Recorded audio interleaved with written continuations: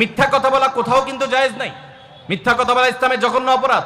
কিন্তু স্বামী স্ত্রী পরস্পরের সাথে প্রশংসামূলক, যেটাকে সহজ বাংলায় পাম্পট্টি বললাম, এই পাম্পট্টিমূলক বা প্রশংসামূলক মিথ্যা কথা বলা জায়েজ আছে। কিরকম? আবার এটা যাই এখন থেকে বাজার থেকে 500 টাকার কাপড় নিয়ে যায় বলেন 2000 টাকা দিয়ে কিনছি, এটা কিন্তু জায়েজ নাই। কেন জায়েজ নাই? কারণ কোনোভাবে যদি ওই 500 টাকার ট্যাগ মহিলা ধরে ফেলতে পারে, তাহলে মায়ের কিন্তু একটাও নিচে পড়বে না। বলবে মিথ্যুকের পুত মিথ্যুক, সারা জন্মে কাম করে আসছোস, তাইলে ওই রকম মিথ্যা কথা বলা যাবে না। আমার পরিচিত এক লোক আছে, সরকারি একজন কর্মকর্তা বড়, উনি বলেন যে মহিলাদেরকে বাজার করে খুশি করার মতো কঠিন কাজ আরেকটা খুব কম আছে। যারা সংসার করেন তারা জানেন। কারণ আমি একটা কথা প্রায় বলি, দুনিয়াতে বহু বুদ্ধিমান মানুষ আছে, বহু চালাক মানুষ আছে, কিন্তু একটাও চালাক বা বুদ্ধিমান স্বামী আছে বলে আমার মনে হয় না পৃথিবীতে।